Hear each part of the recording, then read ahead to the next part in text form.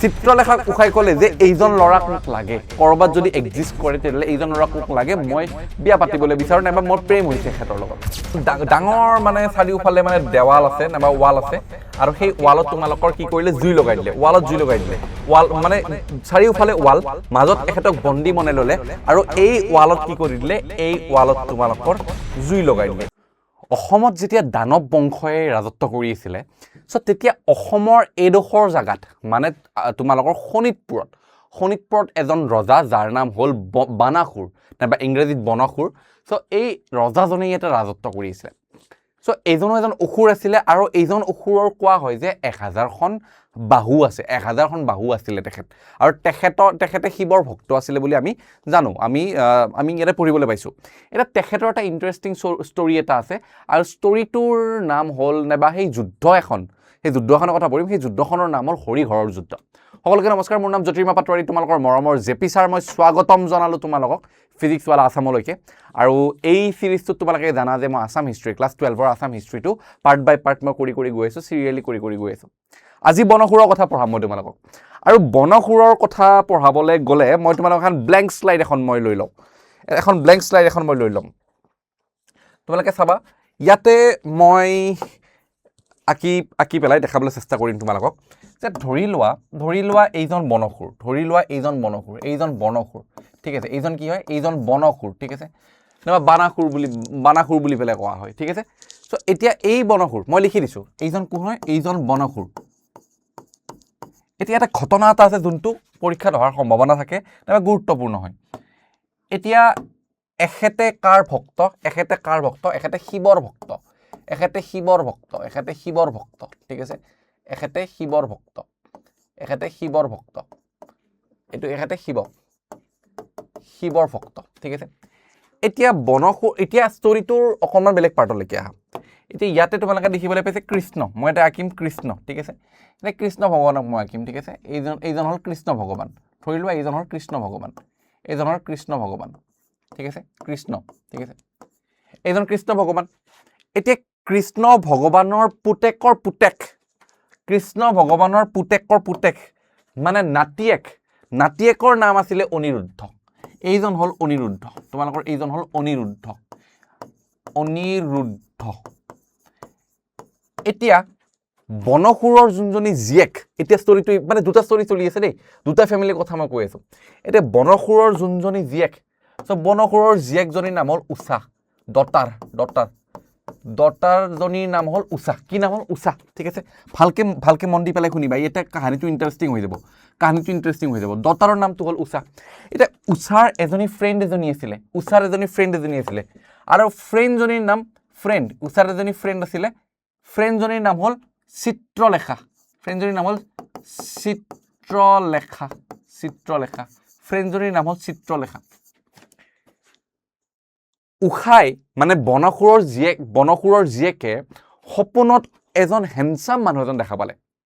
আৰু সপোনত দেখা মানুহজনৰ লগত উষা প্ৰেমত পৰিল আৰু উষা প্ৰেমত কাৰ লগত পৰিল সেই হেণ্ডচাম মানুহজন কোন আছিলে অনিৰুদ্ধ ক'ত আছিলে যিহেতু কৃষ্ণৰ ফেমিলিৰ হয় তেখেত ক'ত আছিলে দ্বাৰকাত আছিলে দ্বাৰকাত আছিলে স্পেলিংটো মোৰ ভুল হ'ল বাৰু দ্বাৰকাত আছিলে ঠিক আছে এম আই ক্লিয়াৰ এতিয়া উষাই কি কৰিলে উষাই চিত্ৰলেখাক ক'লে ৰাতিপুৱা উঠি পেলাই যে মই যোৱা ৰাতি এটা সপোন এটা দেখিছিলোঁ এজন বিৰাট হেণ্ডচাম মানুহ এজন দেখিছিলোঁ আৰু সেই মানুহজনৰ লগত মই প্ৰেমত পৰিছোঁ তো চিত্ৰলেখা নামতে চিত্ৰ বুলি পেলাই আছে তাই স্কেটছ আঁকিব পাৰে ফ্ৰেণ্ডজনীয়ে স্কেটছ আঁকিব পাৰে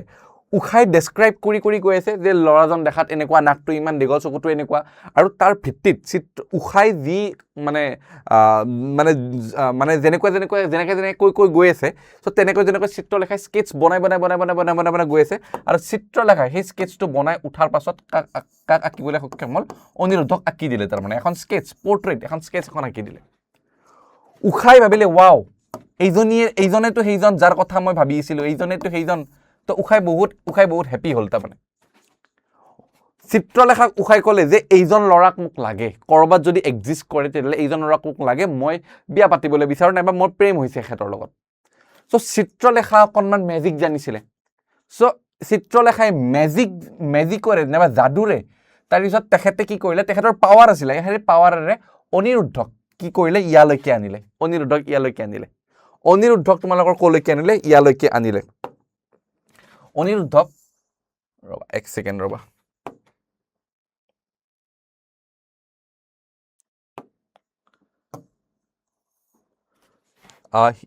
অনিৰুদ্ধক কি কৰিলে অনিৰুদ্ধক দ্বাৰকাৰ পৰাই ইয়ালৈকে আনিলে দ্বাৰকাৰ পৰাই এই স্কেচ বনাই আছিলে নহয় সো অনিৰুদ্ধক ইয়াৰ পৰা ইয়ালৈকে আনিলে সো ইয়াতে মই অনিৰুদ্ধক ইয়াতে আঁকি দিলোঁ অনিৰুদ্ধক ইয়ালৈকে আনিলে ঠিক আছে ৰিয়েলত আনিলে সো অনিৰুদ্ধ আৰু চিত্ৰলেখা দুয়োজন প্ৰেমত পৰিল